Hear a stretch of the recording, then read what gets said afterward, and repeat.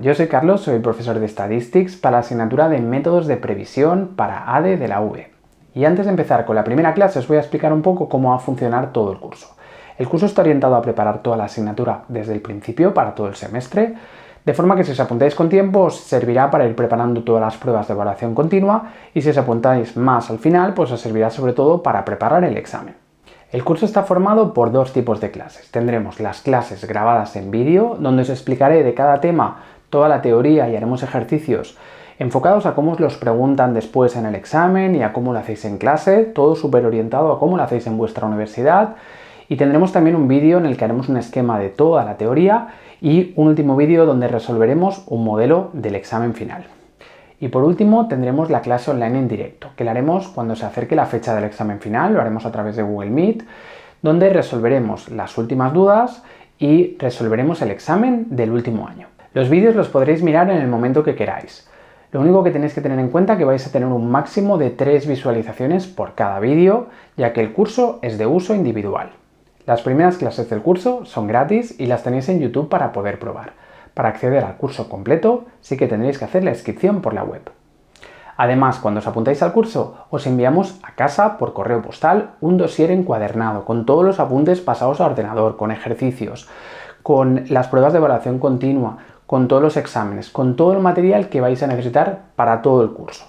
Lo ideal es que tengáis siempre el dossier al lado y a medida que vayáis viendo los vídeos, lo vayáis rellenando. Si queréis utilizar las clases de prueba de YouTube, podéis descargaros un dossier de prueba con las primeras páginas desde la página web. Por último, en la fecha de inicio del curso, abriremos un grupo de WhatsApp, conmigo, con el profesor y con todos los alumnos, de forma que cualquier duda que tengáis sobre el temario, sobre el funcionamiento del curso, sobre alguna cosa que hayáis hecho en clase, sobre cualquier cosa de alguna prueba de evaluación continua, me lo podéis preguntar en el grupo y lo iremos resolviendo. También servirá para organizar la clase en directo, ¿sí? Y para que sea una vía de comunicación durante todo el semestre hasta la fecha del examen. El grupo estará abierto hasta unos días después del examen final. Bien, pues dicho esto, acabamos esta presentación y vamos a empezar ya con la primera clase del curso.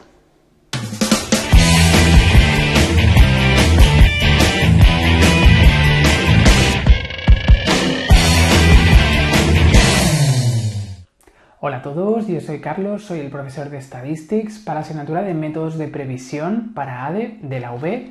Y antes de empezar con la primera clase os voy a explicar un poco cómo va a funcionar todo el curso.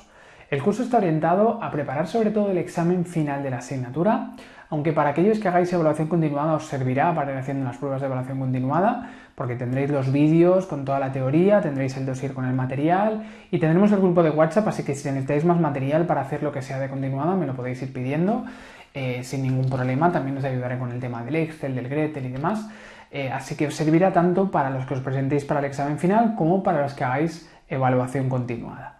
Y el curso está formado por dos tipos de clases. Vamos a tener las clases grabadas en vídeo y las clases en directo. En las clases grabadas en vídeo yo os explicaré toda la teoría con un pequeño ejemplo de cada cosa, todo súper simplificado para que se pueda entender bien mirando los vídeos.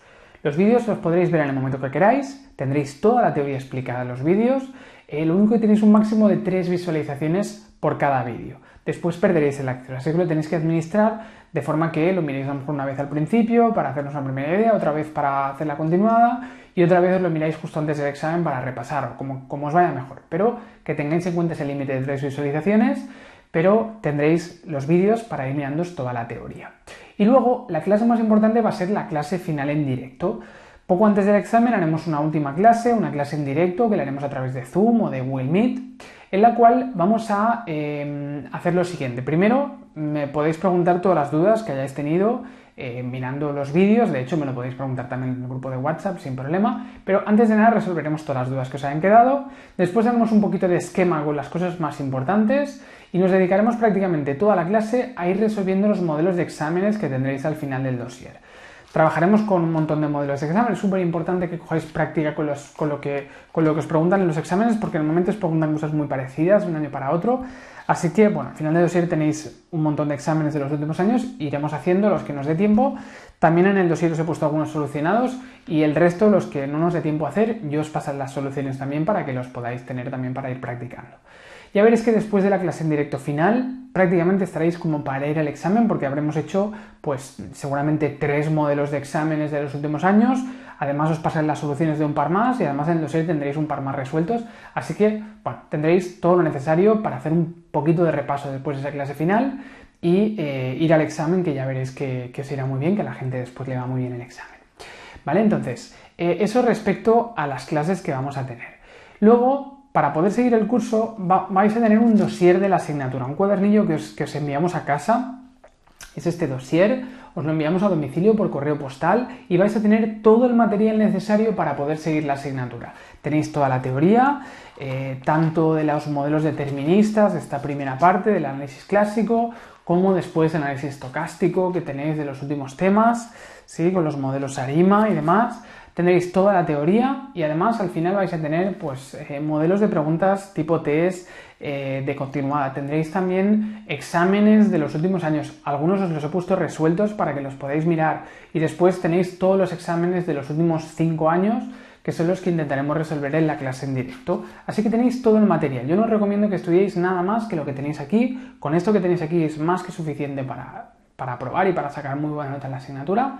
Y ya os digo, esto os lo enviamos por correo postal cuando finalicéis la inscripción. Si estáis haciendo la clase de prueba y no sabéis todavía si os vais a apuntar o no y queréis mirar esta primera clase, para poder seguir la clase os podéis descargar un dossier de prueba en PDF que tenéis en la página web. Lo descargáis, lo imprimís y vais siguiendo la clase. Porque para poder seguir la clase es imprescindible siempre que tengáis el dossier al lado, tanto los vídeos como las clases en directo, ¿sí? Porque yo iré haciendo todo el rato mención a la página en la que estamos. La idea es que vayáis rellenando el dossier con lo que vamos haciendo en clase, así que siempre tenerlo al lado, tener un boli, un lápiz para ir haciendo anotaciones sobre el material que tenéis en el dossier.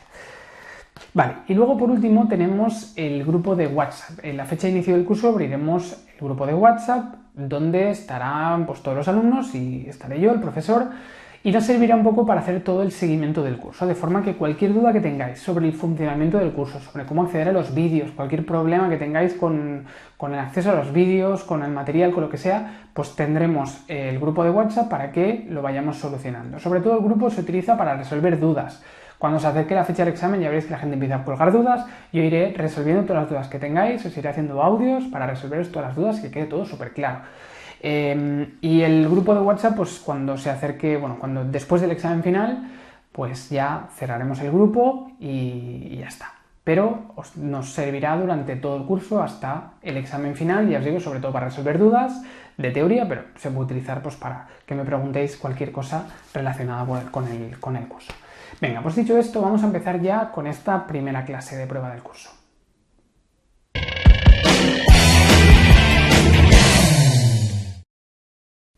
Venga, pues empezamos con esta primera clase del curso, vamos a la página 2 del dossier y empezamos con un primer tema que tenéis de introducción a las series temporales. Toda la asignatura va a ir de series temporales, así que vamos a entrar antes de nada en la definición de serie temporal y qué es la previsión pues, económica empresarial, ¿no? Antes de nada, ¿qué sería una serie temporal?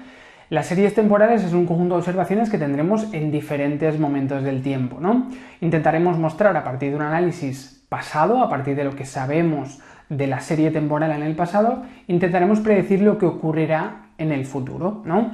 Así que una serie temporal siempre va a ser, pues, una serie que podríamos representar como nuestra variable de interés y cómo va cambiando en función del tiempo, ¿no? Aquí tenemos, pues, el PIB de un país en miles de millones de dólares a lo largo de los años, por ejemplo, ¿no? Pues vamos teniendo medidas, ¿no? A medida que van pasando los años, ¿no? Veríamos pues que esto tiene una cierta tendencia creciente, parece que el PIB va aumentando en función del tiempo, ¿no? Aquí tenemos las medidas temporales y aquí vamos a tener la variable de interés de nuestra serie temporal, ¿sí? Venga, por tanto, el objetivo es, a partir de lo que conocemos de una serie temporal, vamos a intentar siempre predecir a partir de el último dato que tenemos, predecir cuál serán los siguientes valores de nuestra serie temporal. Podemos distinguir entre dos tipos de series. Tendríamos una serie determinista y una serie aleatoria. Una serie determinista sería una serie que tendríamos con un patrón estable. Es decir, que conocemos el patrón que tiene y que viene determinada la podemos predecir de forma exacta, podríamos decir, ¿no? Por ejemplo, si queremos predecir a qué hora saldrá el sol mañana y disponemos de la información de la salida del sol de todos los días durante los últimos 10 años, podemos hacer una previsión exacta, ¿no? Es decir, si yo sé a qué hora ha salido el sol durante los últimos 10 años, voy a poder calcular exactamente, ¿no? Para ser algo matemático, a qué hora pues va a salir el sol mañana, ¿no? Eso sería una serie determinista, porque la podemos predecir exactamente. Mientras que una serie aleatoria sería una serie de la cual no vamos a tener un patrón de comportamiento estable, es decir, algo que va a ser aleatorio, que va a depender del azar, ¿sí? Por ejemplo, el número premiado de la lotería de este año, pues yo puedo tener los números premiados de los últimos 20 años, pero no voy a poder predecir cuál va a ser el número que va a salir este año, porque eso es una serie totalmente aleatoria, ¿no? Sería aleatoria. La mayoría de series económicas van a tener un componente determinista y un componente aleatorio, ¿sí? Es decir, tienen una parte fija, ¿sí? Que nos permite pues, hacer predicciones, permite que tenga sentido hacer predicciones, y después tendrá una parte aleatoria, que es la de los residuos, la que no podemos predecir, que siempre tendremos en todo modelo estocástico, ¿no? Así que las series temporales, vamos a trabajar con series temporales, que son series de una variable, cómo cambia en función del tiempo. A partir del pasado intentaremos ver cómo evoluciona la variable en el futuro, y tendremos normalmente una parte determinista, fija, que se puede predecir con un comportamiento predecible, estable, y una parte aleatoria que no tiene ese comportamiento estable. Venga, clasificación de los métodos de predicción. Entonces, hablaremos de análisis univariante de series temporales, porque solo trabajaremos con una sola variable, nuestra variable y, nuestra variable de estudio, y vamos a hacer predicciones a futuro sobre esa variable. Se pueden hacer predicciones, hay dos grandes metodologías de predicción en series temporales, que son los métodos no paramétricos, que son los que vamos a estudiar en el tema 2 y en el tema 3, ¿sí? Que es el análisis clásico de series temporales o los modelos deterministas, y después tendremos los métodos paramétricos, que son los que veremos en los últimos 3 temas, tema 4, tema 5 y tema 6, van de métodos paramétricos, que es el análisis estocástico de series temporales o la metodología de Box-Jenkins, ¿vale? Así que vamos a tener esas dos formas de estudio, que son los dos grandes bloques en los que se divide la asignatura. Empezaremos con los métodos no paramétricos, que son los del tema 2, tema 3, están basados en la idea de que en una serie vamos a poder identificar 4 componentes, y con esos 4 componentes pues podemos aislar cada componente y utilizar esos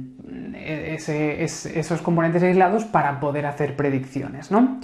En cambio, los métodos paramétricos vamos a partir de la idea de que detrás de la serie temporal existe una función, un modelo teórico estocástico subyacente, ¿no? Detrás de esta secuencia pues habría una función matemática que la define, además de tener una parte aleatoria que no podremos predecir, ¿no? Como cuando trabajábamos en econometría, ¿sí? Con que siempre había pues ese error, ese término de perturbación, que era la parte aleatoria que no podíamos predecir. Así que vamos a suponer que la serie temporal tiene pues una estructura detrás, un modelo teórico detrás. Tenemos que identificar cuál es la función que está detrás de esa serie temporal, y después estimaremos el modelo por métodos inferenciales de estadística y podremos después hacer predicciones. Eso lo haremos en el segundo bloque de la asignatura, ¿sí? En el bloque de los métodos paramétricos, tema 4, 5 y 6. Venga, predicción y evaluación de la capacidad predictiva. Como hemos dicho, el objetivo va a ser siempre que a partir de unos datos pasados intentaremos hacer predicciones sobre el futuro, ¿no? Que será el objetivo del estudio de las series temporales. Si tenemos dos métodos distintos, dos metodologías para hacer predicciones, vamos a ver en este primer bloque vamos a ver un montón de métodos para poder hacer predicciones. Entonces, si tenemos varios métodos, nos va a interesar siempre aquel método que haga que cometan menos errores en las predicciones en el periodo extramuestral. Vamos a tener un periodo muestral, que es el periodo en el cual tenemos las observaciones, y un periodo extramuestral, que sería después de que se acaba nuestra serie temporal, que es cuando hacemos las predicciones, ¿no? Nos va a interesar hacer predicciones en el periodo extramuestral. Bien, pues nos interesaría siempre el método que tenga menos errores de predicción, que se equivoque menos al hacer la predicción, dentro del periodo extramuestral, si lo podemos comparar con los valores reales, ¿no? Así que estudiaremos el valor que tenga menores errores, ¿no? Los errores en función del tiempo, en el periodo extramuestral determinado, ¿sí?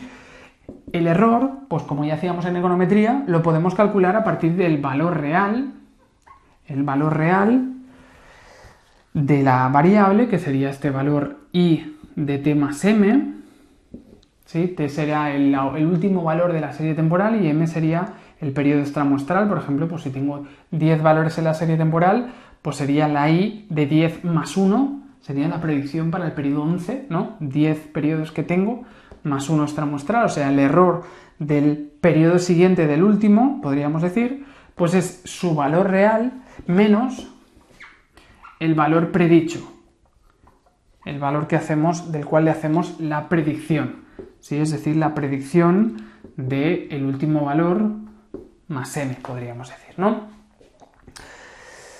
Vale, pues ese sería los errores de predicción. Siempre los errores son, como ya hemos estudiado en econometría, ¿no? Es la diferencia entre el valor real de la variable i y su predicción. Pues cuanto menos errores cometamos, mejor, ¿no? Cuanto más pequeños sean los errores, pues mejor será nuestro modelo que nos está permitiendo hacer predicciones de la misma manera que cuando trabajábamos en econometría, ¿no?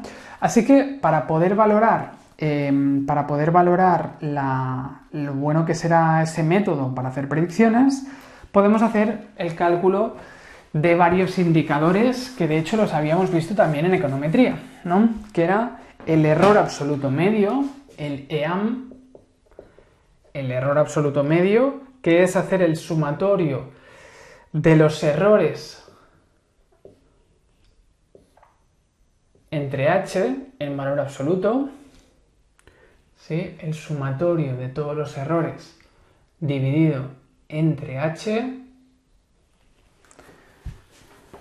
¿sí? El sumatorio de todos los errores entre h, y el error cuadrático medio, que sería el sumatorio de los errores extramuestrales al cuadrado, dividido entre h, que sería el número de observaciones extramuestrales que tendríamos, ¿no? Consiste en hacer una media, la media de los errores extramuestrales en valor absoluto, es decir, sumarlos todos entre n, que en este caso sería h, porque dependerá de las predicciones extramuestrales que tengamos, ¿no? Eso sería la n que tengamos de predicciones extramuestrales, y el error cuadrático medio, que es hacer el promedio de los errores cuadráticos, ¿no? De los errores pero elevados al cuadrado, ¿no? En lugar de ponerlos en valor absoluto, pues lo elevamos al cuadrado. Error cuadrático medio. Es más importante el error cuadrático medio, así que en caso de duda nos fijaremos siempre con el que nos quedaremos con el método que nos permita tener un error cuadrático medio más pequeño. Nos interesa siempre el error cuadrático medio más pequeño posible, ¿sí? Nos fijaremos sobre todo en el error cuadrático medio, que también tenemos que trabajar con el error absoluto medio, pero en caso de duda nos fijaremos en el que tenga menor error cuadrático medio en el periodo extramuestral. Bien, los dos indicadores nos van a decir si los errores son más grandes o más pequeños, pero no lo vamos a poder valorar si son errores aceptables o si son demasiado grandes, porque van a depender de la unidad de medida. Fijaros que si la medida la tenemos en miles de dólares, que decíamos antes, ¿no? Pues los errores van a ser muy grandes, ¿no? Si hablamos luego en dólares, pues tendremos errores muy grandes. Si la variable es muy pequeña, los errores van a ser muy pequeños. Así que me salga un error cuadrático medio de 2000, a mí no me dice nada. No sé si 2000 es mucho o es poco, dependerá de la variable de la serie temporal que estamos estudiando, ¿no? Podría ser 2000 muchísimo si la variable es muy pequeña, o 2000 podría ser poquísimo si la variable es muy grande, ¿sí? Así que estos dos indicadores dependerán de la unidad de medida. Por tanto, no vamos a poder interpretarlos en términos de si las predicciones están siendo buenas o malas, ¿no? Si tengo dos métodos para lo mismo, entonces están en la misma unidad de medida. Por tanto, sí que lo puedo comparar y me quedo con el que tenga menor error cuadrático medio. Pero no vamos a poder interpretar si es mucho o poco respecto a la variable. Para poder interpretar si es mucho o poco respecto a la variable, teníamos el EPAM, el error porcentual absoluto medio, ¿no?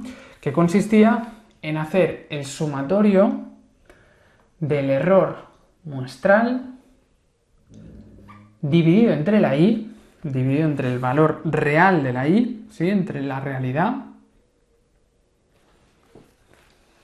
y dividido entre h, que sería la n del periodo extramuestral que tengamos, ¿sí? Así que consistiría en hacer esto, ir haciendo la suma de cada error que tenemos, bueno, en valor absoluto, la suma de todos los errores en valor absoluto respecto al valor de i de la variable, se nos da una proporción de error, ¿no? Eso es la proporción de error, el error respecto a i, si yo me he equivocado en un punto, y la i real era de 10, pues me he equivocado en un 0,1, ¿no? 1 entre 10, ¿sí? Así que esto nos da la proporción de error en valor absoluto, y entonces hacemos la suma de todas las proporciones de error en valor absoluto entre h, ¿no? Si luego ese resultado lo multiplicamos por 100, pues entonces vamos a tener el porcentaje de error, ¿sí?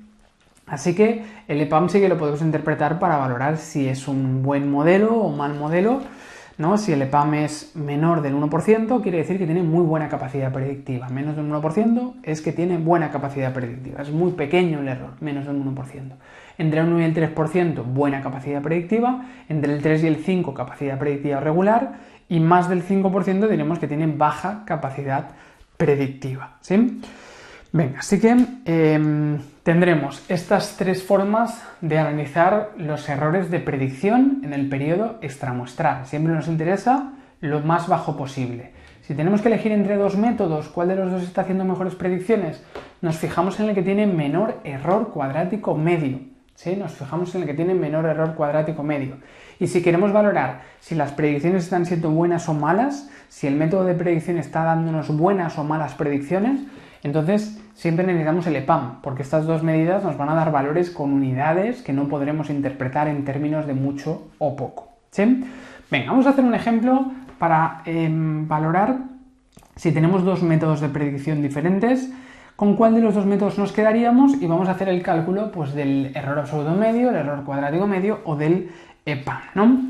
Tenéis aquí unos datos, dice año 1997, 1998, vamos a poner aquí 2000,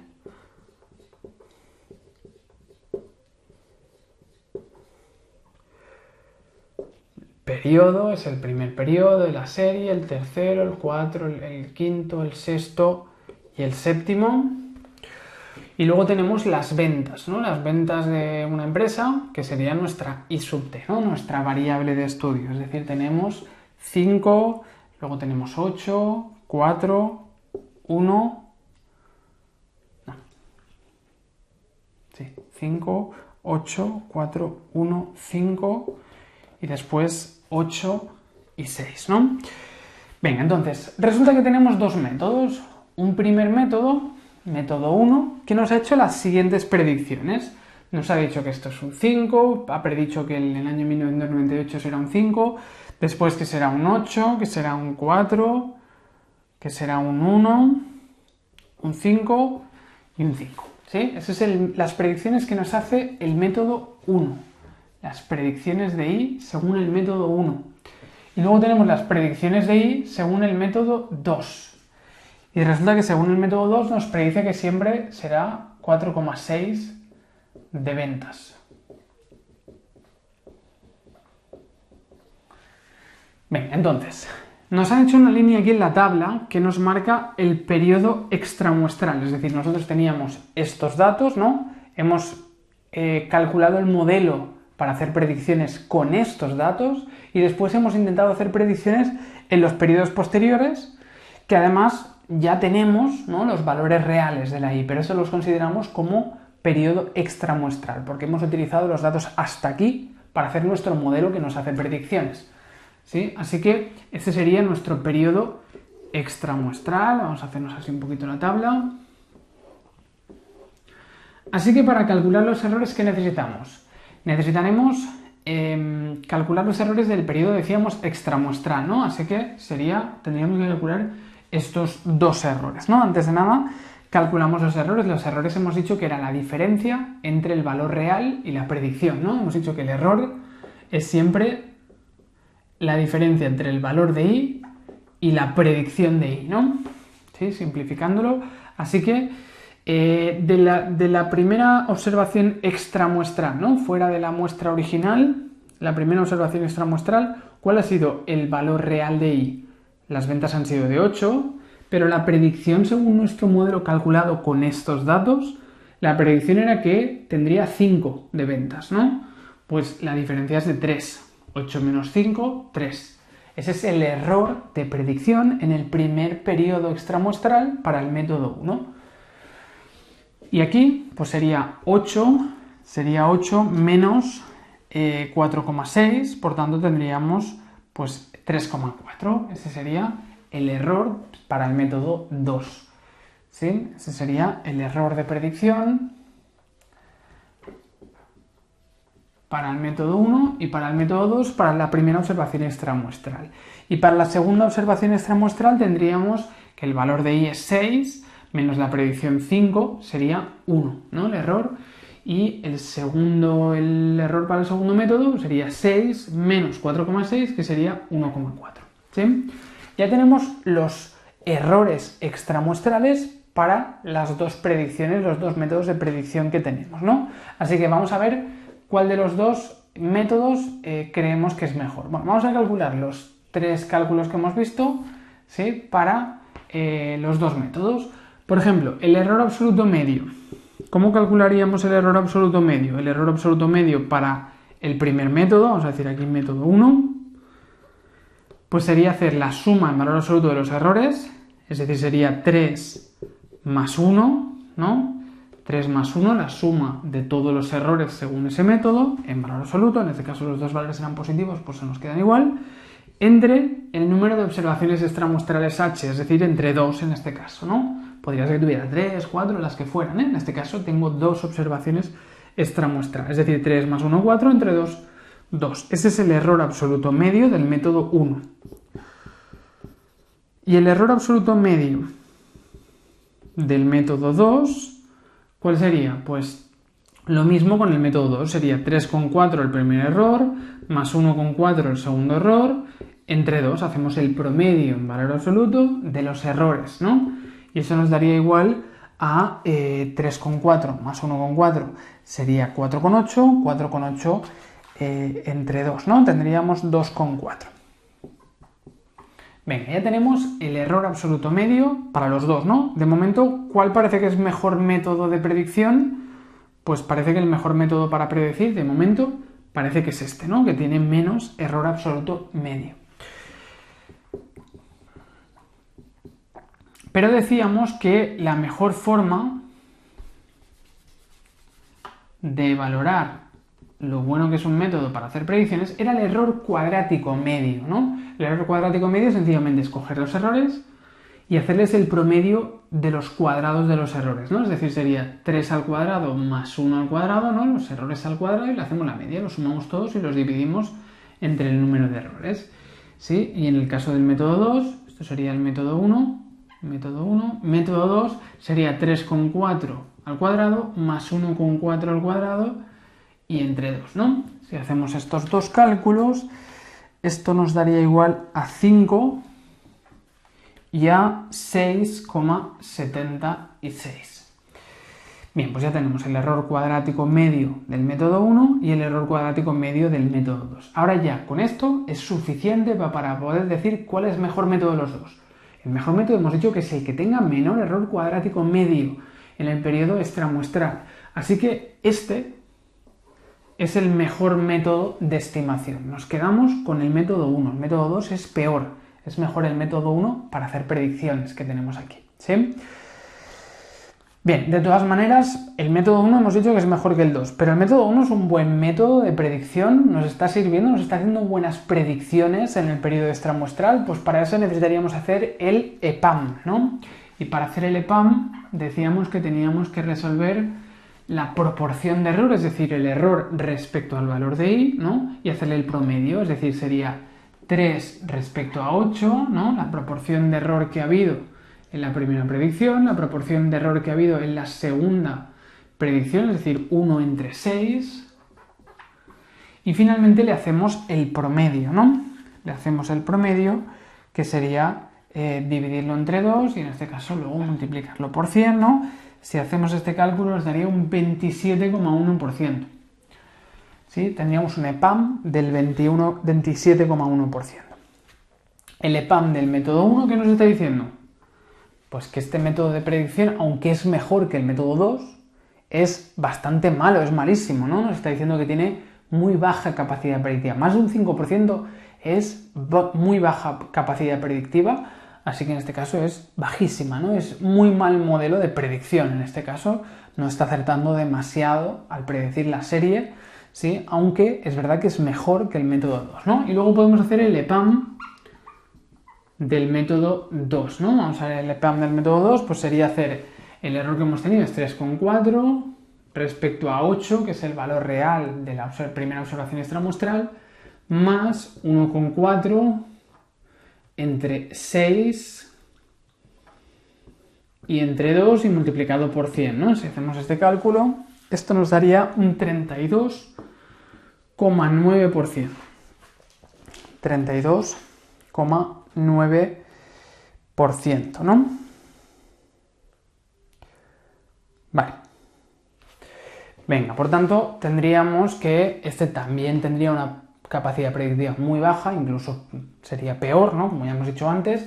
Así que ninguno de los dos métodos que hemos utilizado aquí de predicción son buenos, ninguno de los dos son buenos. Es mejor el método 1 que el método 2. Recordad esto, si tenéis que elegir entre dos opciones diferentes, ahora veremos un montón de métodos para hacer predicciones, estos son dos ejemplos, ¿sí? Pero para poder valorar cuál de los métodos es mejor a la hora de hacer predicciones, nos vamos al periodo extramuestral, calculamos los errores y calculamos el error cuadrático medio del periodo extramuestral. El valor más bajo del error cuadrático medio del periodo extramuestral, pues nos estará indicando que ese es el mejor método. En este caso, el mejor método sería este método 1 de hacer predicciones en lugar del método 2. Los valores de las predicciones, repito, me los he inventado, en este caso. Luego veremos, bueno, diferentes formas de hacer predicciones, pero estos serían dos métodos alternativos que nos dan de predicciones. Bien, muy bien, pues esto respecto a cómo elegir entre métodos de predicción diferentes.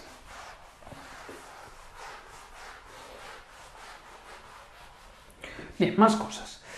Vamos a la página 4, ya nos destacamos esta pequeña introducción que tenéis al principio, ¿sí? Del tema 1 no nos van a preguntar prácticamente nada, solo esto que os decía de saber elegir modelos en función de su error cuadrático medio.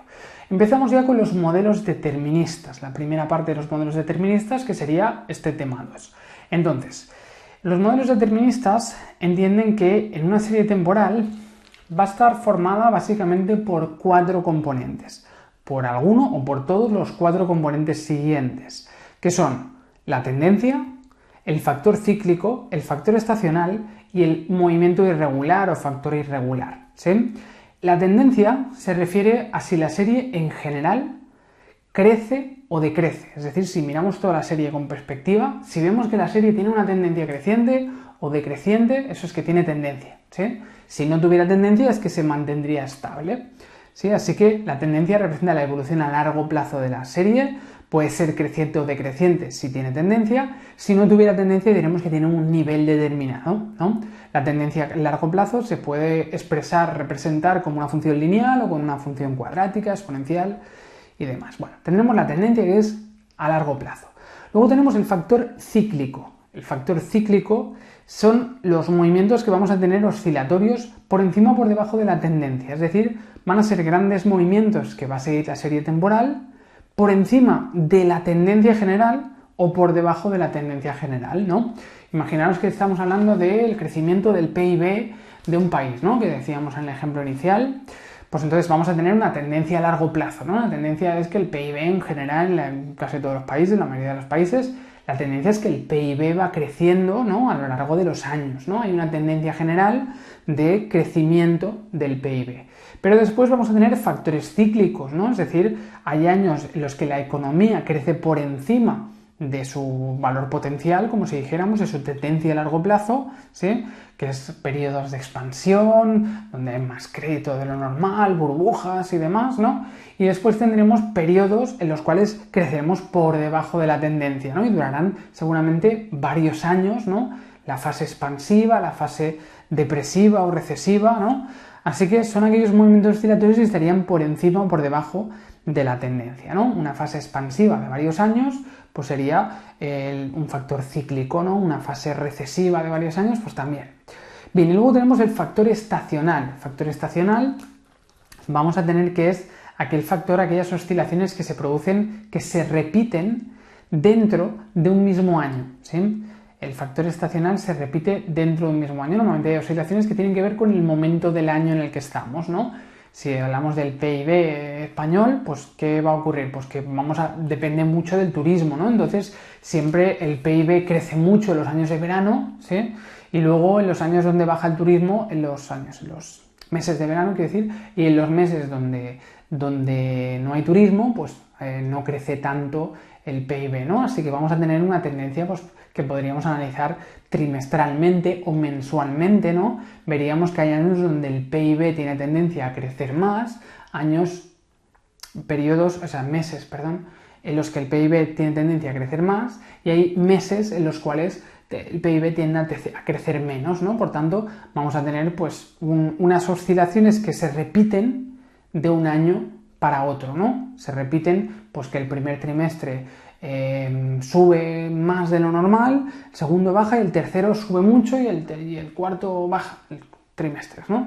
Bueno, eso sería el factor estacional, oscilaciones que se completan dentro de un año y que se repiten en años sucesivos.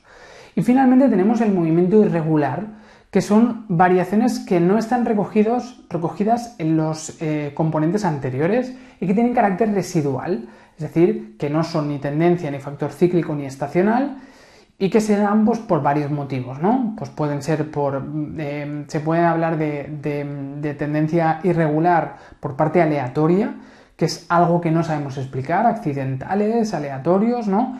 Y luego errático, serían componentes que sí podemos explicar, pero a posteriori, ¿no? Pero que no son previsibles, ¿sí? Por ejemplo, estalla una guerra, ¿sí?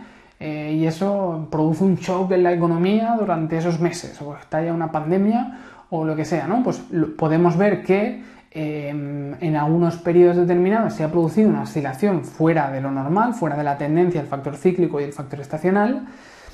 Esa sería errática, ¿no? Porque podríamos después decir, vale, esto se produjo una bajada del PIB, pero esto se debió a que estalló una guerra y eso afectó a los mercados y no sé qué, ¿sí? En cambio, si es algo que no sabemos por qué, pues este año ha crecido un poco menos el PIB en este periodo de lo que creció en los años anteriores, pero no hay ninguna causa definida, pues entonces hablaríamos de que sería un factor aleatorio, ¿no? Bien, así que al final lo que nos va a quedar de la tendencia, ¿no? Si hablábamos, por ejemplo, antes del PIB, por ejemplo, ¿no? Nuestra variable y esto es el año, el tiempo, ¿sí? Pues entonces nos podemos encontrar con que la tendencia sería pues que el PIB crezca, ¿no? Pero si registramos el PIB trimestre a trimestre, entonces veríamos que esto no va a seguir una recta, ¿sí? Vamos a tener pues algo parecido así.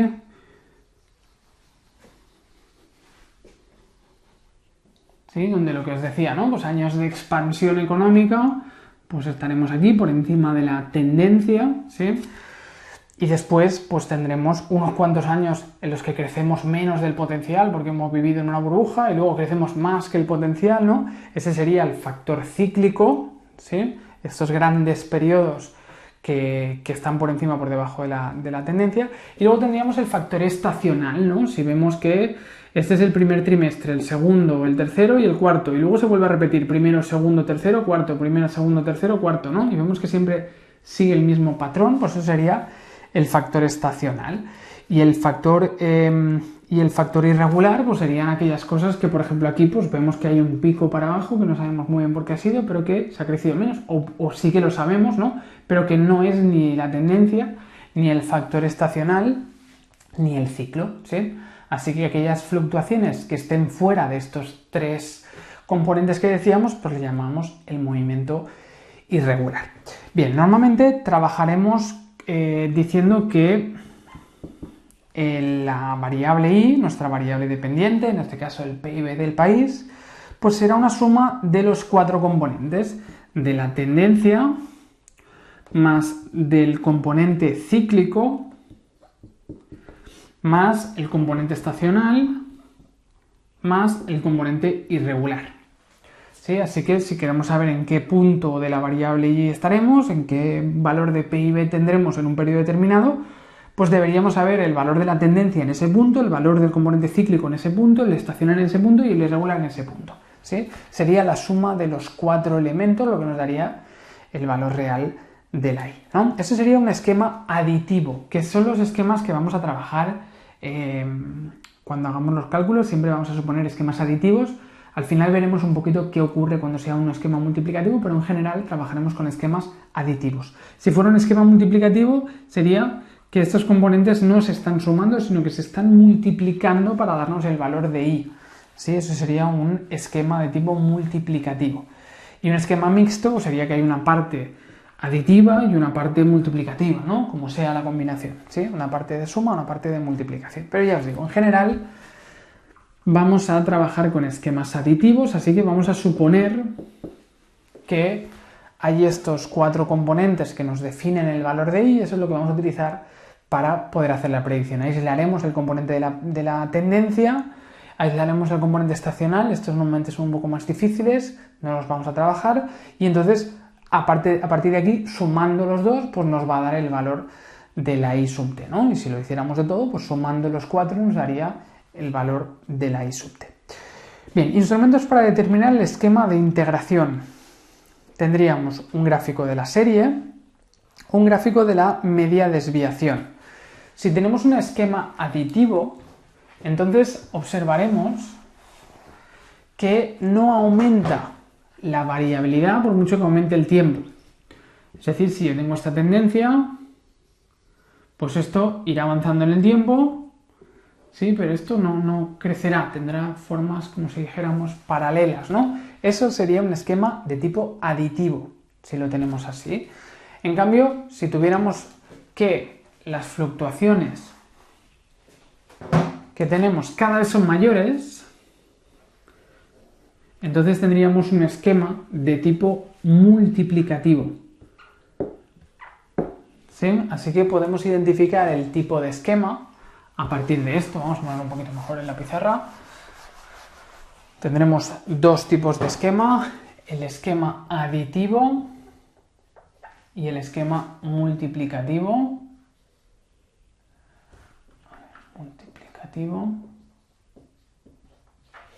En el esquema aditivo, y vendría definida por la suma de tendencia más el componente cíclico, más el componente estacional, más el componente irregular, mientras que en el esquema multiplicativo sería la tendencia por el componente cíclico, por el componente estacional, por el componente irregular, ¿no?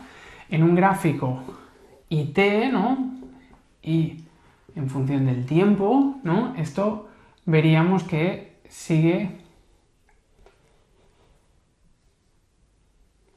una forma que no aumenta, que es constante, ¿no? La variabilidad. En cambio, si habláramos de un esquema multiplicativo, pues observaríamos cómo la variabilidad va aumentando en función del tiempo. ¿Sí? Esta forma así como de trompeta, ¿no? Sería un esquema de tipo multiplicativo. Esquema aditivo y esquema multiplicativo. Eso también lo podríamos ver con un gráfico que sería desviación respecto a la media. ¿Sí? Las desviaciones respecto a la media de la variable, ¿no? Aquí tendríamos que las desviaciones se mantienen constantes, ¿no? Pues las desviaciones se mantendrían a un mismo valor independientemente del valor medio que tuviéramos, ¿no? En cambio, en un esquema como este tendríamos que la desviación va aumentando con el tiempo, así que a medida que aumente la media de la variable tendremos más desviación, ¿no? Así que tendríamos un esquema tipo así, ¿no? Si en un gráfico desviación respecto a la media vemos un esquema estable, entonces quiere decir que es un esquema aditivo, ¿sí? En cambio, si es unos puntos que crecen, diremos que es un esquema de tipo multiplicativo. Bien, vamos a la página 5.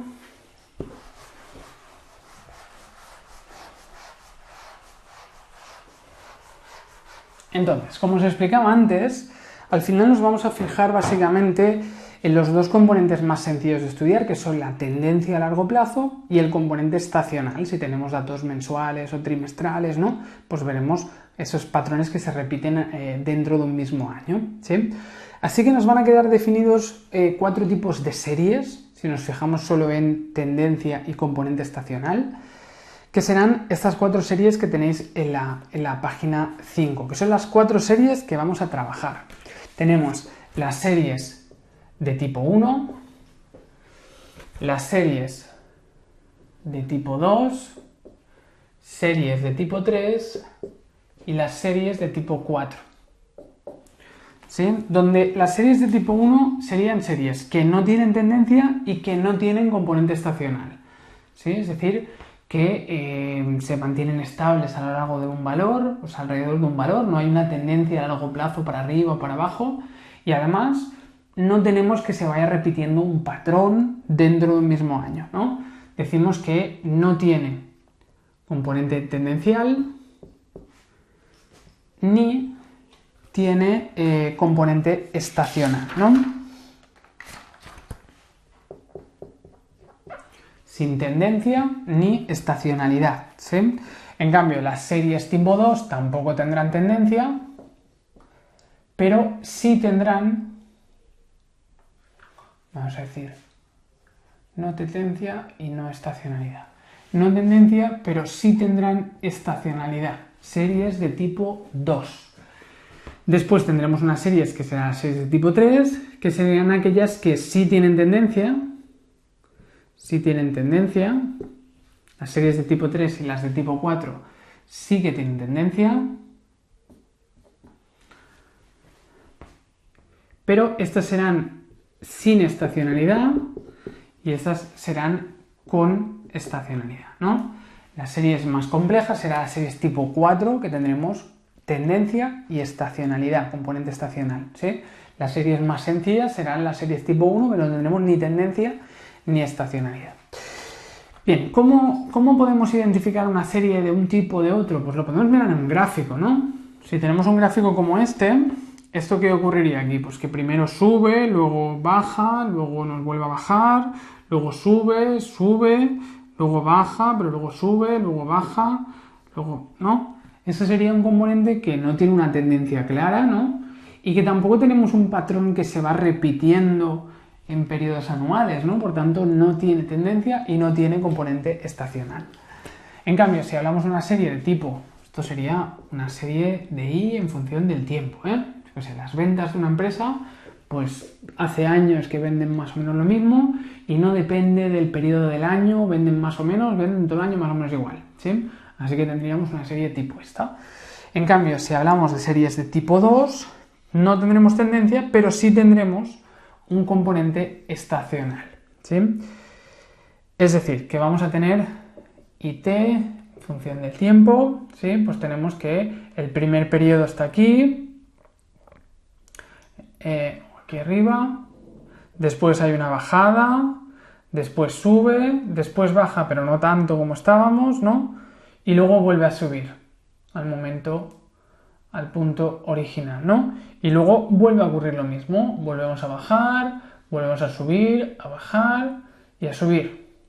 Luego otra vez bajamos, subimos, bajamos un poco, subimos, ¿no? Fijaros qué ocurriría aquí, pues que tenemos que este patrón se repite, imaginaos que son datos trimestrales, ¿no? Pues el primer trimestre empieza muy arriba, luego baja mucho, luego sube pero no tanto, luego baja pero no tanto como el mínimo y luego ya vuelve al primer trimestre, ¿no?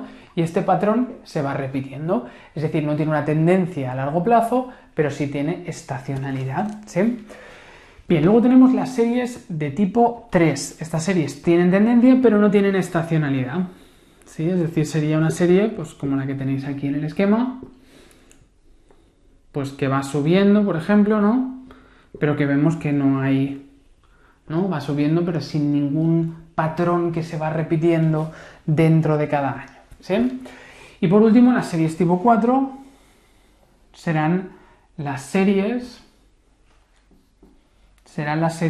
en las cuales tenemos las dos cosas, ¿no?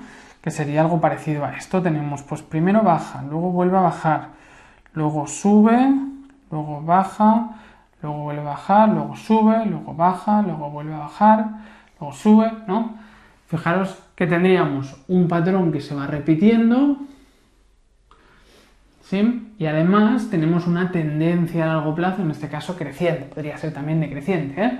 Así que hay una tendencia a largo plazo y además hay un componente que se repite, que es estacional. Por ejemplo, tenemos, pues decíamos, datos trimestrales, ¿no? Estoy haciendo datos trimestrales, podrían ser mensuales, pues tendríamos que hacer 12 meses, que ese patrón de 12 meses se repite de un año para otro. Sería un poco más complicado hacerlo gráficamente, pero no tienen por qué ser datos trimestrales, ¿eh? Pueden ser datos semestrales, que el primer semestre sea muy alto y luego baja, el segundo semestre, el primer semestre del año siguiente sea alto, el siguiente baja, ¿no?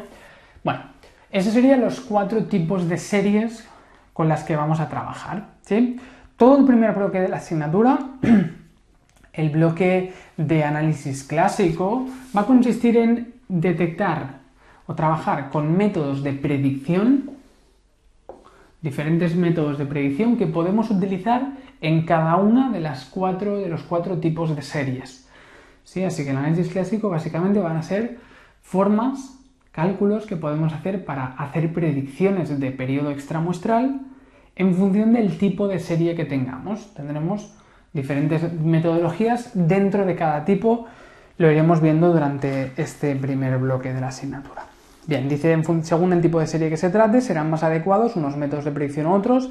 Habrá que ver igual si la serie tiene tendencia y componente estacional, con la representación gráfico o con contrastes estadísticos. Así que los métodos que vamos a estudiar después, que vamos a empezar a estudiar en este primer vídeo, los métodos van a depender del tipo de serie, de los 4 tipos de series que tenemos, del tipo de serie que tengamos, ¿sí? Así que van a depender del tipo de serie. De forma que lo primero sería siempre identificar el tipo de serie que tenemos. ¿Cómo podemos identificar si es una serie tipo 1, tipo 2, tipo 3 o tipo 4? Pues una forma sería hacer un análisis gráfico. Si tenemos la serie temporal, la podemos estudiar e intentar identificarlo. A veces no es fácil, a veces puede ser un poquito confuso, así que tendremos contrastes estadísticos para poder saber el tipo de serie que tenemos. Esos contrastes son el contraste de Daniel, que va a ser un contraste de hipótesis, ¿no? Como los que trabajamos en estadística, en econometría, donde la hipótesis nula es que la serie no tiene tendencia. No tendencia. Y la hipótesis alternativa será que sí tiene tendencia. ¿Sí? El contraste de Daniel es una prueba estadística que no vamos a tener que resolver, sino que os van a dar el valor del estadístico contraste. Ya veréis que no tendréis que hacer cálculos del estadístico. Así que os he puesto ya el cálculo simplificado. El estadístico contraste sería igual a un cálculo que saldría de hacer la raíz de t, que sería el número de observaciones muestrales, menos 1, multiplicado por un valor tau, ¿sí? Que es la fórmula, pero que no lo vais a tener que utilizar, ¿sí? Así que haríamos este cálculo y esto seguiría una normal 0,1, es decir, una z. De forma que vamos a tomar la decisión estadística en función del valor z que nos den. Si el valor z que obtenemos supera el valor crítico, como siempre que trabajamos en pruebas de hipótesis, ¿no? Si la z calculada supera a la z crítica, en este caso va a ser siempre la z del 95% central, es decir, el 1,96, ¿no? Así que si el valor del estadístico calculado nos supera 1,96, o sea, si la z, que es nuestro estadístico de contraste, supera el 1,96, pues rechazaremos la hipótesis nula. Y si rechazamos la nula, entonces quiere decir que sí habrá tendencia. Que sí hay tendencia, ¿sí? Test de Daniel. Es muy sencillo, no lo vamos a tener que resolver el test, o sea, que calcular el estadístico.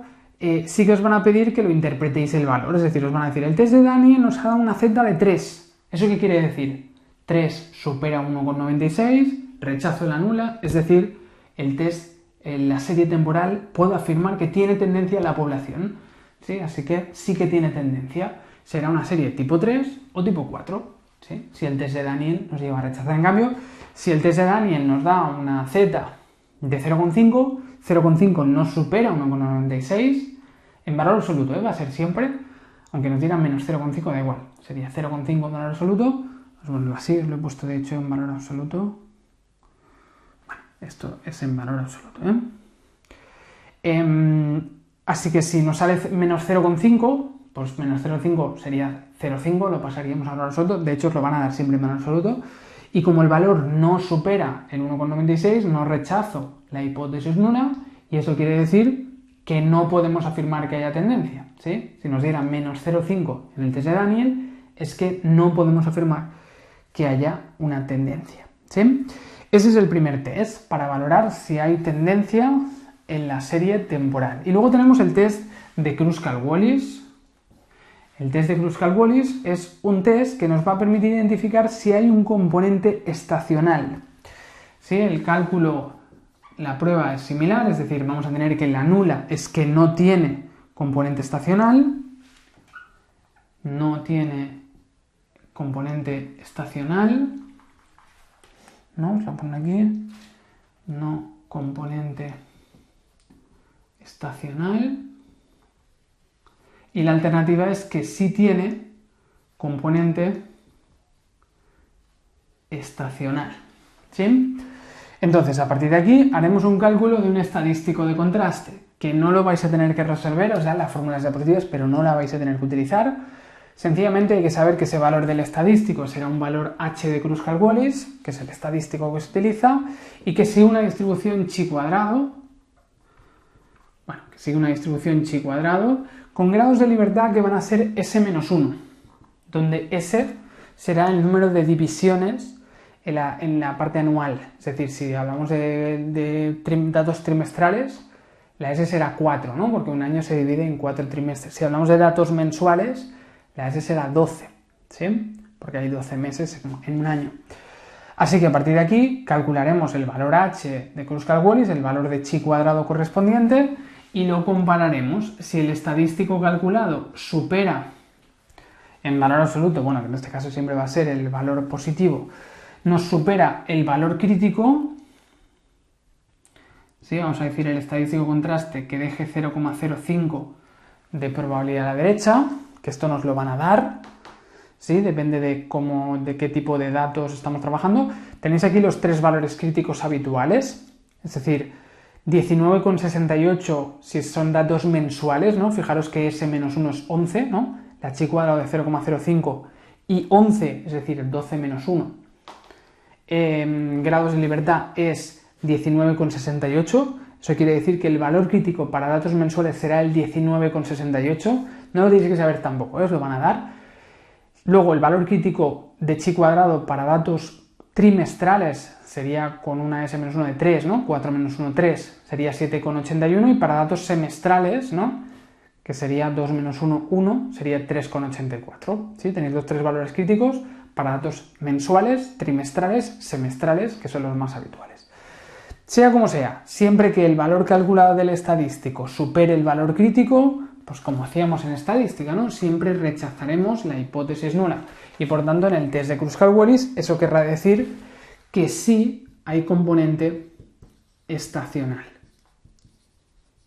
Que sí hay componente estacional.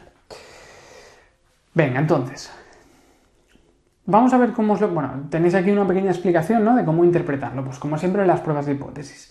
Siempre que el estadístico de contraste sea mayor que el valor crítico con un alfa del 5%, que es el alfa que vamos a utilizar, siempre que superemos el valor crítico, rechazamos la hipótesis nula. Y eso quiere decir que habrá tendencia si hablamos del test de Daniel, o que habrá componente estacional si hablamos del test de Kruskal-Wallis. Otra forma de tomar la decisión sería con el p-valor, ¿no? Si el p-valor es menor de 0,05, también rechazamos la hipótesis nula. Es lo mismo, p-valor menor de 0,05 que estadístico calculado que supere tu valor crítico, ¿no? Eran los dos métodos que trabajamos en estadística 2, en econometría, ¿no? Para tomar las decisiones estadísticas. En los exámenes siempre os lo van a dar como valor calculado del estadístico. No he visto exámenes que os salga el p-valor de esta prueba, pero bueno, por si os saliera, pues que también sepáis que es lo mismo, ¿no? Miramos el estadístico, si supera el valor crítico, rechazamos, o si el p-valor fuera menor de 0,05, también rechazaríamos, sería equivalente.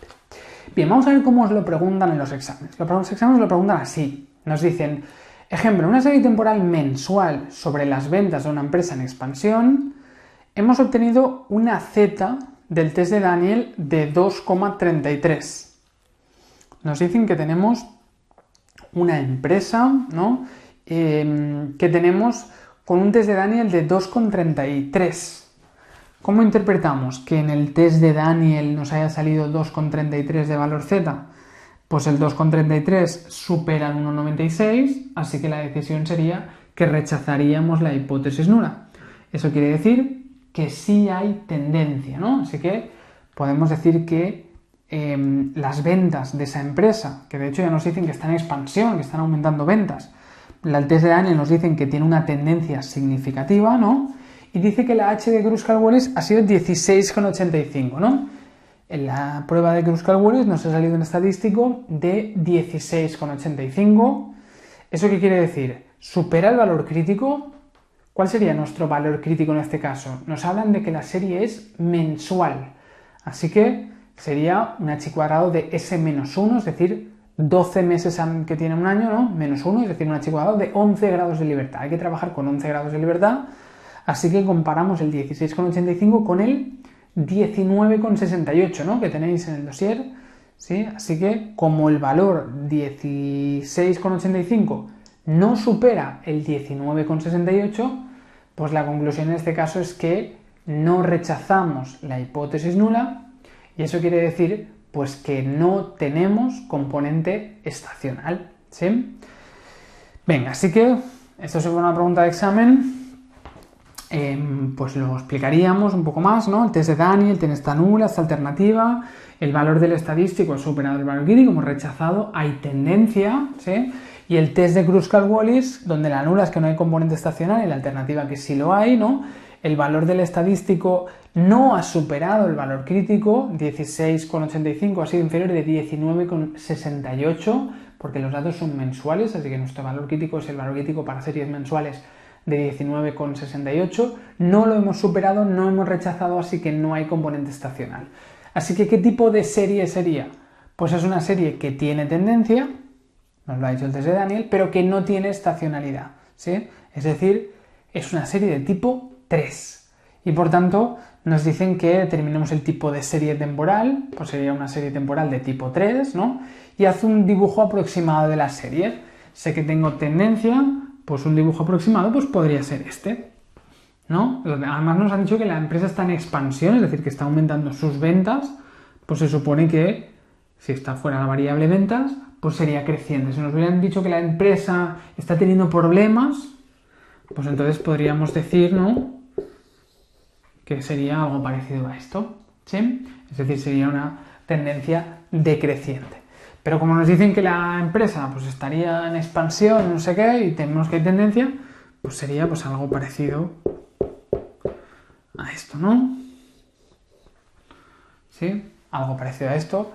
Puede tener un poquito de fluctuaciones, ¿eh? El tema es que no tenga fluctuaciones que se repitan anualmente, ¿sí? Pero que no tenga estacionalidad no significa que esto vaya a ser recto, exactamente, ¿sí? Puede tener ciertas fluctuaciones, pero que no sean repetidas, ¿sí?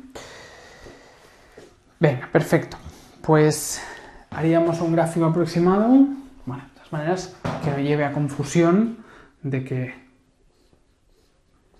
¿no?, intentar no hacer muchas oscilaciones por si acaso parece que estamos poniendo un componente estacional, ¿eh? Venga, perfecto. Pues ese sería un ejemplo de cómo os lo podrían preguntar. Ya veréis que en los exámenes os saldrá alguna pregunta del estilo esto, sencillamente que sepáis interpretar un valor del test de Daniel y un valor de la prueba de Kruskal-Wallis.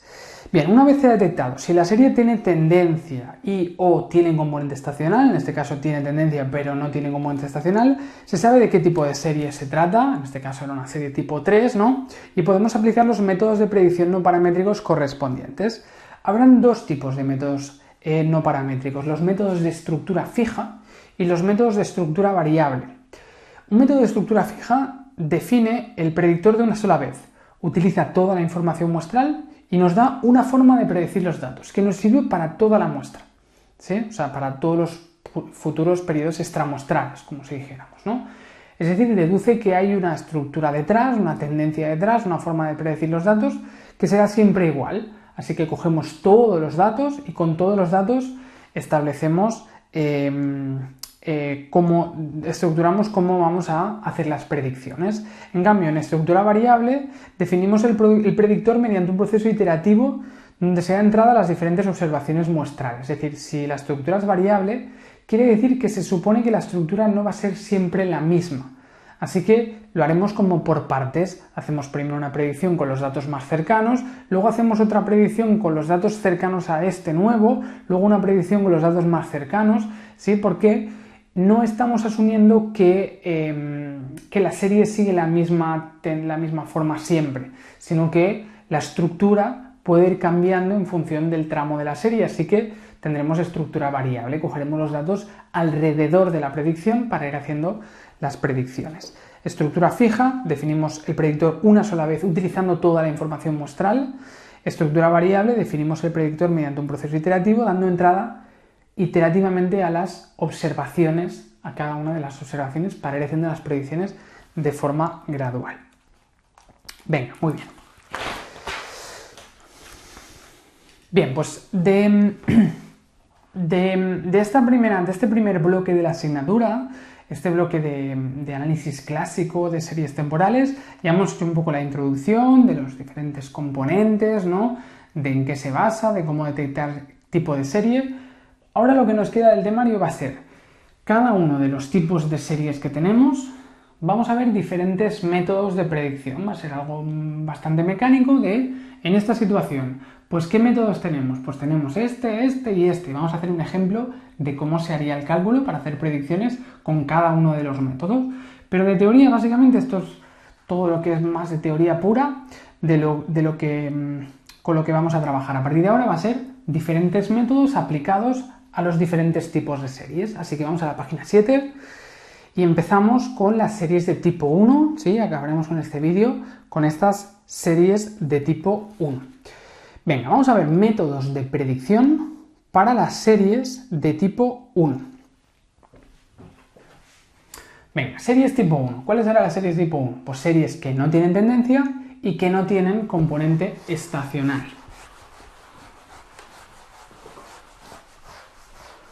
Series sin tendencia y sin componente estacional. Series de tipo 1. Bien, pues cuando tenemos una serie de tipo 1 que no tiene tendencia y que no tiene componente estacional, podemos definir que el valor de i va a ser igual a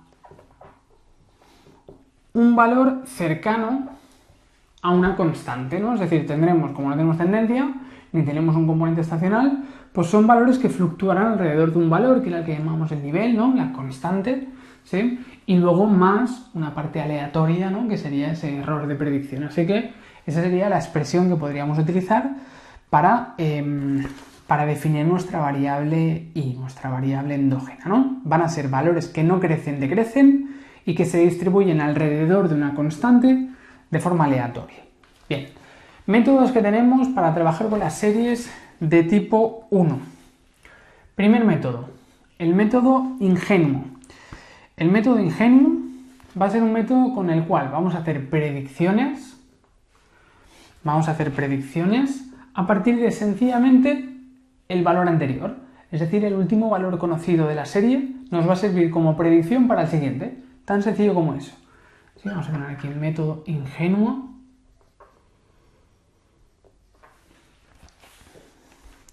Entonces, a partir de aquí haremos el valor de i para el periodo siguiente de t. Esto lo vamos a leer así, ¿vale? Esto nos dice el periodo posterior al valor t, al valor de tiempo que estemos estudiando, ¿sí? Así que el valor posterior al valor t, la predicción del valor posterior al valor t, va a ser sencillamente el último valor que tenemos, el valor de i en t, ¿sí? El valor de i en el periodo t. Esa sería la predicción de tipo muestral, ¿sí? Predicción muestral. Si tenemos los datos de la muestra y queremos hacer predicciones dentro de la muestra, aunque ya tendremos los propios valores, ¿no?, en la muestra, las predicciones muestrales se harían así. Si hablamos de una predicción extramuestral, entonces sería que la predicción de t en el periodo extramuestral m, es decir, si hablamos del periodo siguiente será m1, si hablamos de 2 periodos después del último dato que tenemos será m2, ¿sí? Es decir, la predicción de i en el periodo extramuestral m, bueno, esto le llamaremos t, que sería el último valor, pues esto lo haremos a través de it, es decir, el valor de i del último valor muestral que teníamos, ¿sí? Así que si quiero hacer la predicción del primer valor siguiente del último que tengo, pues sería el valor de i para el último periodo y 1 después del último periodo, una m igual a 1, es igual al valor que conozco del último periodo. Ahora veremos con un ejemplo que se entenderá mejor. Bien, así que ese sería el método ingenuo, ¿no? Si yo quiero hacer, por ejemplo, vamos a poner un ejemplo, si quiero hacer una predicción del año 2022, ¿sí? Y el último año que tengo es el 2021, pues vamos a decir que vamos a hacer una predicción partiendo del año 2021, que es el último que teníamos, ¿no?, del periodo siguiente del que tengo, es decir, el 2022 es el siguiente del 2021, ¿no? Pues la predicción con el método ingenuo para el año 2022 va a ser sencillamente el valor que tuve en t, que fue el último valor que conocía, que era el 2021, ¿sí? Así que la predicción para el año siguiente del 2021 va a ser sencillamente el valor real que tuvimos en el año 2021, ¿sí? Esa es la predicción para el año 2022. Es el año siguiente, una m igual a 1, del 2021, que fue el último que tuvimos. ¿Que quiero hacer una predicción para el año 2023? Pues entonces sería 2021, que es el último valor que tuve, t mayúscula, ¿sí?, con una m de 2, ¿no? Sería, voy a hacer una predicción de i para 2 periodos después de 2021. Y esto será igual al último valor que tuve, que sigue siendo el de 2021. ¿Sí? Así que la predicción para 2023 seguirá siendo el último valor que tuve, que fue el de 2021. ¿Sí? La nomenclatura es un poquito diferente de la que utilizamos en trigonometría, pero tenéis que entender que esto de paréntesis nos dice los periodos posteriores respecto al valor que tenemos. En el periodo muestral siempre trabajaremos con el periodo siguiente del valor que tengamos, ¿sí? La predicción será sobre el siguiente y cogeremos en el método ingenuo sencillamente el último valor que conocemos. Ahora lo haremos bien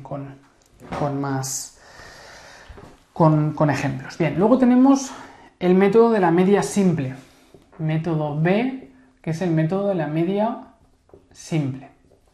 ¿En qué consiste el método de la media simple? Pues que la predicción que vamos a hacer del periodo posterior al que tenemos va a ser sencillamente hacer la media aritmética de la serie durante todo el periodo muestral, ¿sí? Haremos la media aritmética, es decir, lo sumaremos todo entre el total. La media de la serie nos servirá como predicción para el periodo siguiente del periodo t, ¿sí? Y si hablamos del periodo extramuestral, si queremos trabajar con datos fuera de la serie, es decir, cuando ya se nos acaba la serie, predicciones más allá, que al final, en la vida real, lo que nos interesa son las predicciones extramuestrales, ¿no? ¿Sí? Entonces, tendremos que hacer una predicción respecto al último periodo t, de m, que será el número de periodos posteriores, ¿no? Si hablamos de una predicción extramuestral de un periodo después del último, sería una m de 1, como hemos dicho antes. Si hablamos de un periodo que sería 2 después del último, sería una m de 2, m de 3, ¿no? Bueno, la predicción extramuestral será igual a la media del valor de i para los datos muestrales. Cogeremos todos los datos de la muestra y haremos la media de i, y eso serán las predicciones tanto de los datos muestrales como los extramuestrales. No tiene más, hacer la media, ¿sí? Bien, método de la media simple. Luego tenemos el método de la media móvil. Medias móviles. Método de medias móviles. Venga, el método de media móvil consiste en hacer una media, pero no de todos los datos como en el método de la media simple, sino de los últimos datos que tenemos, ¿sí? De los últimos datos, con una longitud que será el valor k, ¿sí? Haremos una media de los k valores previos a la predicción, ¿sí? De los k valores previos a la predicción. Es decir, que diremos que la predicción de t1 será igual a la suma de los valores de i de t-1, de los valores anteriores, ¿no? Desde 0 hasta k-1, dividido entre k.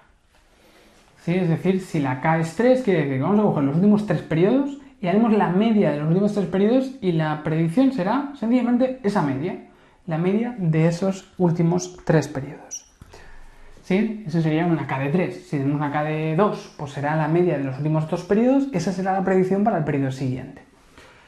Medias móviles. Si estos son datos muestrales. Si son datos extramuestrales, la predicción extramuestral de un periodo m es igual a lo mismo, la suma de los valores de i para los últimos periodos muestrales, es decir, partiendo del último dato muestral que tendremos, y dividido entre k.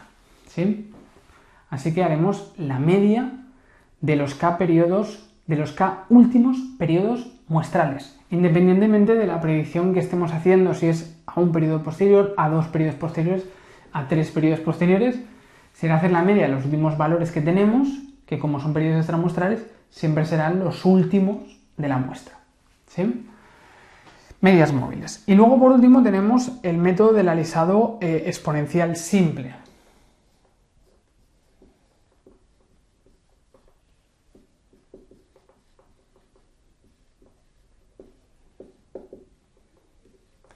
El método del alisado exponencial simple va a ser un método en el cual vamos a definir mediante un coeficiente alfa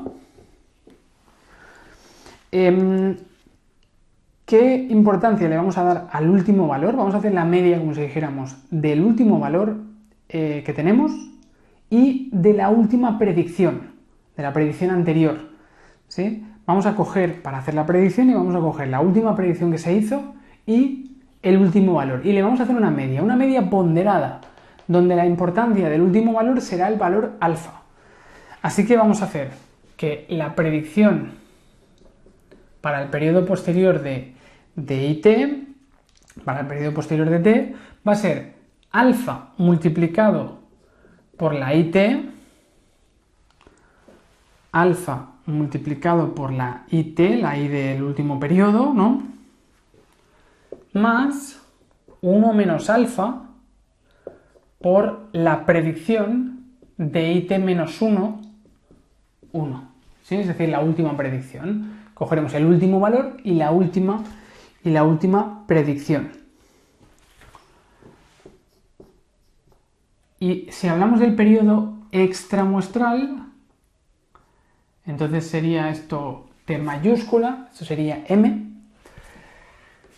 y entonces sería lo mismo, pero trabajaremos con la alfa de i t mayúscula más 1 menos alfa de la última predicción, que sería i de t menos 1.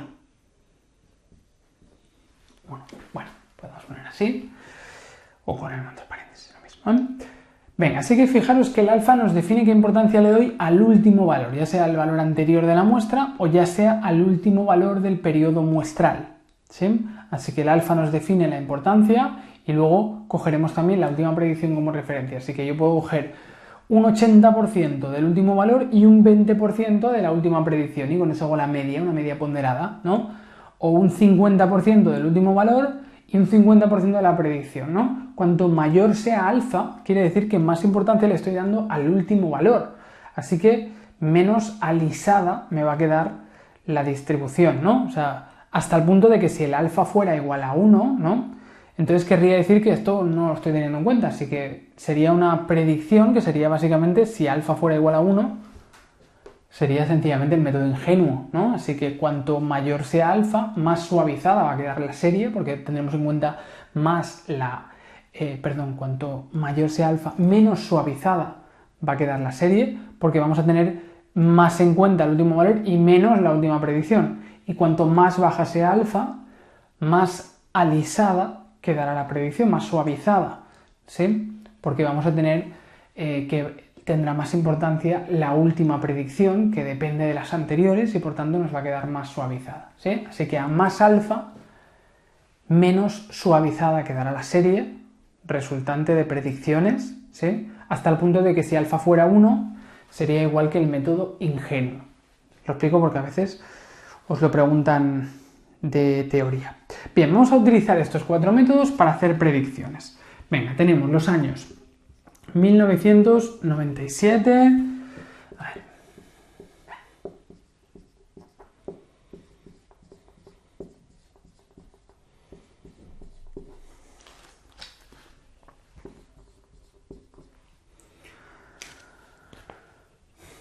Este es el año. Después tenemos el periodo T, que sería 1, 2, 3, 4, 5, 6 y 7. Después tenemos las ventas, que es nuestra I sub T, que serían 5, es el mismo ejemplo de antes, 5, 8, 4, 1, 5, 8, 6. Venga, entonces vamos a hacer la predicción de I con el método A, la predicción de I con el método B, y la predicción de I con el método C, y la predicción de I con el método D. Venga, así que los datos que tenemos son estos, ¿no? Decíamos antes que el periodo extramuestral es este.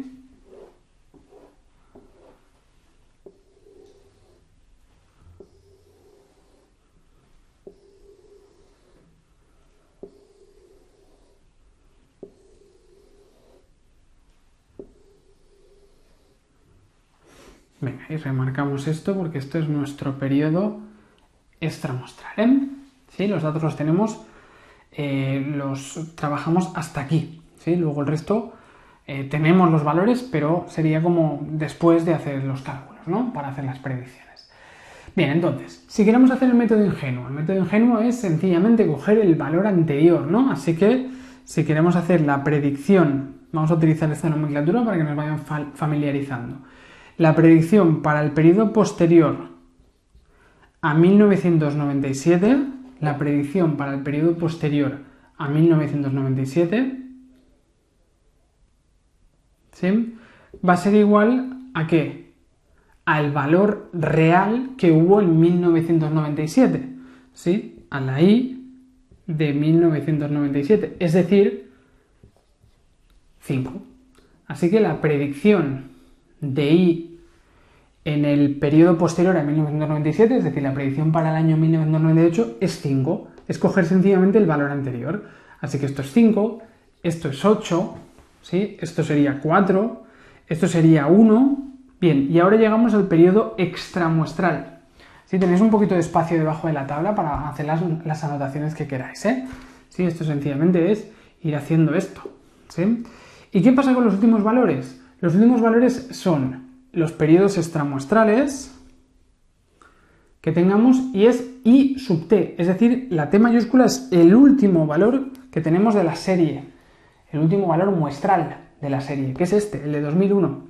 ¿Sí? Así que, si quiero hacer la predicción para el año 2001, que es el último año que tuve, el periodo posterior al año 2001, el primer periodo extramuestral desde el año 2001, será igual a el valor de I para el último periodo, es decir, la I de 2001, es decir, pues el 5, ¿no? Este 5, pues lo pondremos aquí, ¿no? Hasta aquí es igual, ¿no? Igual que antes. Pero ¿qué pasa en este último periodo? Si quiero hacer la predicción de I para el periodo No, perdón, esto está bien. La predicción de I para dos periodos posteriores a 2001, para una M de 2, para dos periodos posteriores al último que tengo, el segundo periodo extramuestral, dos posteriores al último. Entonces vamos a seguir cogiendo el mismo valor, el de 2001, el 5. Así que este valor es el 5. Ojo con esto, ¿eh? ¿Sí? Aquí no ponemos 8, porque estos son datos extramuestrales. Estos no sirven para hacer predicciones. Las predicciones las hemos hecho, las vamos a hacer siempre con los valores que tenemos muestrales. ¿Sí? Así que el 5 aquí lo cogemos como última referencia y nos sirve para el primer periodo extramuestral, para el segundo extramuestral, para el tercero y para todos los que vengan posteriormente. ¿Sí? Ese sería el método ingenuo. ¿Sí? Siempre el del valor anterior y en el periodo extramuestral, pues siempre el del último valor muestral que tenemos. ¿Sí? Método ingenuo. Seguimos. Método de media simple. El método de media simple es hacer la media, ¿no? Así que sencillamente, si quiero hacer la predicción para el año, vamos a aprovechar la formulación, dice la predicción para el año 1997-1, es decir, para el año 1998, el posterior a 1997, entonces vamos a tener que hacer sencillamente la media de todos los años, ¿no? La media de todos los años. Es decir, vamos a tener que hacer pues 5 más 8 más 4, ¿no? Hacemos la media.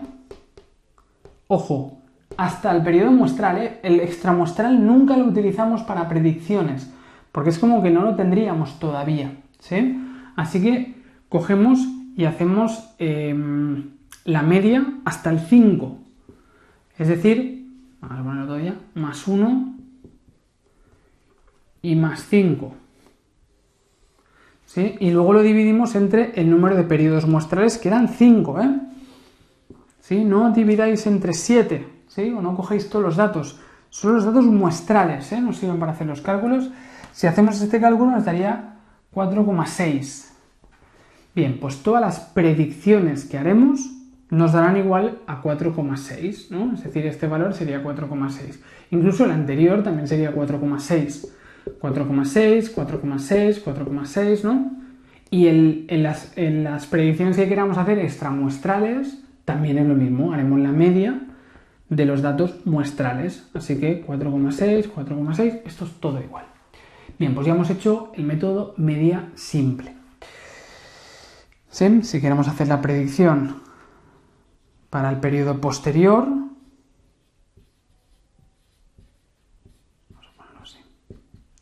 pues seguirá siendo la media, que seguirá siendo en este caso pues 4,6, 4,6. Bien, siguiente forma de cálculo para series tipo 1 de predicciones, medias móviles. Imaginaos que trabajamos con una K igual a 3, ¿no? Nos dicen aquí, no, a 2. Imaginaos que trabajamos con una K igual a 2 y lo hacemos con el método de la media móvil. ¿Qué vamos a tener que hacer? Pues sencillamente hacer la media de los dos periodos anteriores, ¿no? La media de los dos periodos anteriores. Es decir, que para este no tengo periodos anteriores, así que no voy a poder hacerle la media móvil, ¿no? En este valor tampoco le voy a poder hacer la media móvil. Tengo que empezar aquí, ¿sí? Voy a tener que empezar aquí para poder hacer la predicción mediante media móvil. Es decir, vamos a tener que hacer la predicción ya para el año posterior a 1998. ¿Sí? El primero, vamos a ponerlo así, el de 1997, este no lo puedo hacer, ¿sí? Así que nos vamos a ir a hacer la predicción para el año posterior a 1998. ¿Sí? Y vamos a aplicar esta fórmula, la suma de los últimos valores reales entre K, ¿no? La suma de los K últimos valores reales entre K. Es decir, para hacer esta predicción, ¿qué vamos a hacer? Para hacer esta predicción, el del posterior de 1998, cogeremos los últimos dos valores reales y les haremos la media, ¿no? Porque K es igual a 2, así que sería 5 más 8 y lo dividimos entre 2, ¿no? Así que tendríamos 6,5. Pues esta predicción sería que en este periodo esperaríamos que fuera 6,5. La predicción posterior a 1998 sería que nos diera un valor de 6,5 como predicción mediante el método C. ¿Sí? La siguiente, ¿cuál sería? Pues sería hacer la media del 8 y el 4, ¿no? Sería 12 entre 2, sería 6. ¿Sí? La siguiente sería hacer la media del 4 y el 1, 5, 5 entre 2, pues 2,5, ¿no? Iríamos haciendo esto, ¿no? Para las observaciones muestrales. Bien, y llegaríamos a las observaciones extramuestrales. Fijaros que la muestra la teníamos hasta aquí. Todo esto no lo podemos utilizar, ¿sí? Estos son datos que tenemos a posteriori. Pero si queremos hacer predicción de estos dos periodos, ¿qué tendremos que hacer? Pues hacer lo mismo, pero partiendo de la última observación. Es decir, cogeremos los últimos dos valores, ¿no? Los últimos dos valores y nos servirá, haciendo una media móvil, para hacer esta predicción. Es decir, la predicción para el año posterior a 2001, pues va a ser igual a 1 más 5, 1 más 5 y entre 2, es decir, va a ser igual a 3. Esta predicción va a ser de 3, ¿no? Cogeremos esto y nos dará esta predicción, ¿sí? Y el del periodo siguiente, ¿cuál será? Pues como no podemos utilizar los datos extramuestrales, porque en principio los tendríamos a priori, así que vamos a seguir cogiendo los últimos dos datos muestrales, es decir, seguirá siendo 3 otra vez. Eso será 3, 3, 3, será siempre 3, porque siempre cogeremos los últimos dos datos, ¿sí? Así que esto seguirá siendo igual y seguirá siendo 3. ¿Vale? Si tuviéramos un tercer periodo extramuestral, pues igual sería 3, no cambiaría. Bien, pues eso sería la forma de hacer el cálculo para el método de medias móviles. Con una K de 2, si la K fuera de 3, entonces ¿qué haríamos? Pues entonces cogeríamos los tres últimos valores para hacer la predicción, ¿no? Haríamos la media de estos tres, aquí no habría predicción y aquí sí, que sería la media de estos tres, luego estos tres, ¿no? Iríamos a hacer de 3 en 3, lo mismo que hemos hecho de 2 en 2, pues lo haríamos de 3 en 3 si la K hubiera sido de 3 en lugar de 2, ¿no? Bien. Vale, entonces, más cosas. Y luego, por último, tenemos el método del alisado exponencial simple, ¿no? Nos dicen que hemos cogido una alfa igual a 0,2. Así que la predicción, ¿cómo la vamos a hacer? La predicción la vamos a hacer de la siguiente manera. Siempre vamos a coger la primera predicción que haremos, la vamos a hacer siempre con el método ingenuo. Es decir, este valor nos va a dar esta predicción. ¿Sí? La primera la haremos igual, porque necesitamos una predicción para hacer la primera predicción, ¿sí? Así que la primera la cogemos de la última observación. Y entonces nos ponemos a hacer predicciones, ¿no? Aquí no vamos a empezar, porque aquí ya es la última, ¿no? Así que volveremos a empezar, ¿no? Esta será la del 5, decíamos, ¿no? Y la predicción posterior al periodo de 1998, pues va a ser igual a... Y ahora vamos a aplicar esta fórmula. Tenemos que coger alfa, es decir, 0,2, cogeremos en un 20% la observación anterior, es decir, 8 en este caso, ¿sí? 0,2 por 8, más 0,8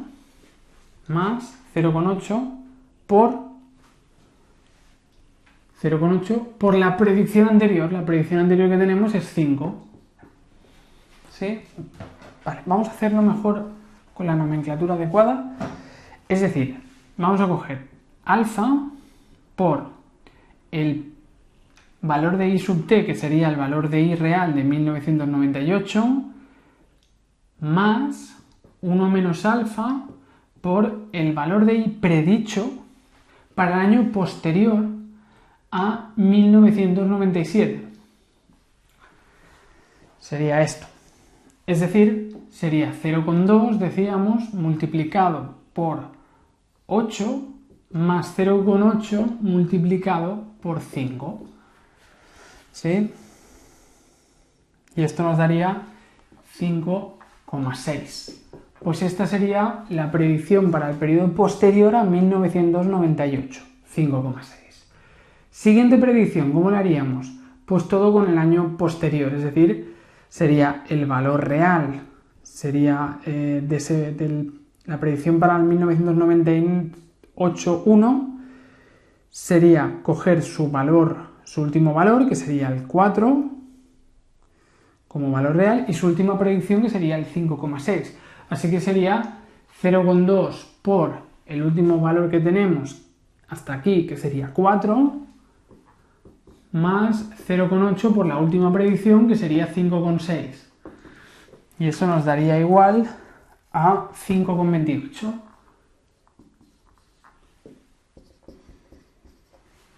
¿Sí? Iríamos haciendo esto. Si hacemos el siguiente nos debería dar 4,42, ¿no?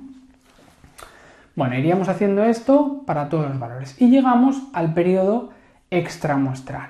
El primer periodo extramuestral pues nos funciona igual que el que hemos utilizado antes, ¿no?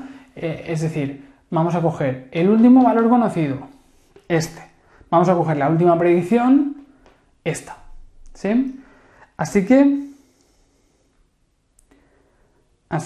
vamos a coger y haremos la predicción, la última predicción.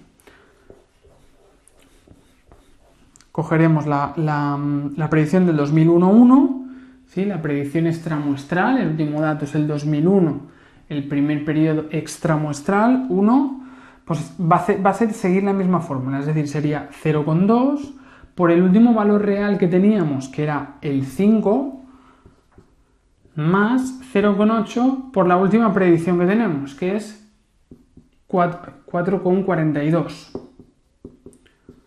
Pues si hacemos este cálculo, esto nos da igual a 4,54. 4,54. Pues esta será la predicción para el periodo extramuestral, es decir, la primera sería exactamente igual, ¿no? Aunque utilizamos otra nomenclatura que las anteriores. Pero ¿qué pasaría con el segundo periodo extramuestral? Que como no puedo utilizar los datos extramuestrales, entonces vamos a tener que hacer lo mismo, pero con los últimos datos que teníamos, ¿no? Nos vamos a quedar en I sub t, que es la última, ¿no? Cogeremos el último dato y la predicción será la última predicción que teníamos dentro del periodo muestral. Así que la predicción para el segundo periodo será el mismo cálculo y por tanto nos quedaría 4,54.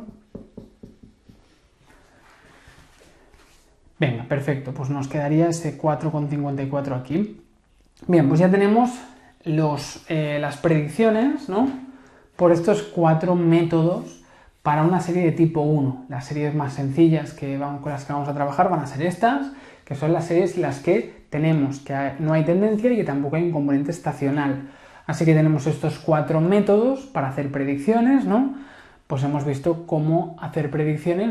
En el examen nos pueden dar una tablita como esta que os ponía yo aquí y que tengáis que rellenar la tabla con un método, con el otro o con más de un método a la vez, ¿no? Como hemos hecho aquí con los 4 a la vez.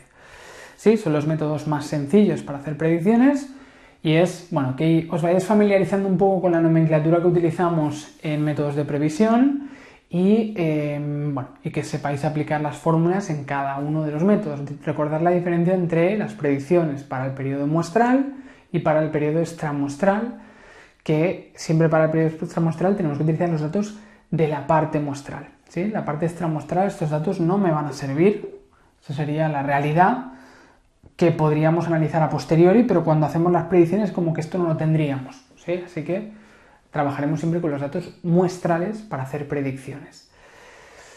Venga, pues con esto acabaremos con esta primera clase. Hemos visto un poquito la introducción de qué es lo que vamos a hacer en métodos de previsión, ¿no? Trabajaremos con series temporales. Dentro de las series temporales tenemos dos grandes tipos de análisis, los métodos no paramétricos, el análisis clásico, que es el que vamos a hacer ahora, y el análisis estocástico o métodos paramétricos, Box-Jenkins, que lo haremos en la segunda mitad de la asignatura. Empezamos con este primer método. Primero identificamos el tipo de serie que tenemos, ¿no? Esto lo podemos hacer con un gráfico o lo podemos hacer con los test aquellos de Daniels o de Kruskal-Wallis. Una vez definimos qué tipo de serie hay, recordar serie 1, serie 2, serie 3, serie 4, vamos a trabajar con diferentes métodos de predicción. ¿sí? Diferentes fórmulas para hacer predicciones con series temporales. En las series tipo 1, que son las más sencillas, las que no tienen tendencia y no tienen componente estacional, pues tenemos estos 4 métodos que hemos visto, ¿sí? Cada uno tiene su cálculo para el periodo muestral, para el periodo extramuestral. Tenéis que saber cómo hacer predicciones porque os lo van a preguntar en el examen o en las pruebas de continuada. Y bueno, nos vamos a quedar aquí en este vídeo y en los próximos vídeos pues vamos a trabajar con las series tipo 3, series tipo 2, series tipo 4, que van a ser acabar este tema 2 y este tema 3. Y luego ya empezaremos con la segunda mitad de la asignatura. Venga, lo dejamos aquí por esta primera clase y nada, nos vemos en la próxima clase.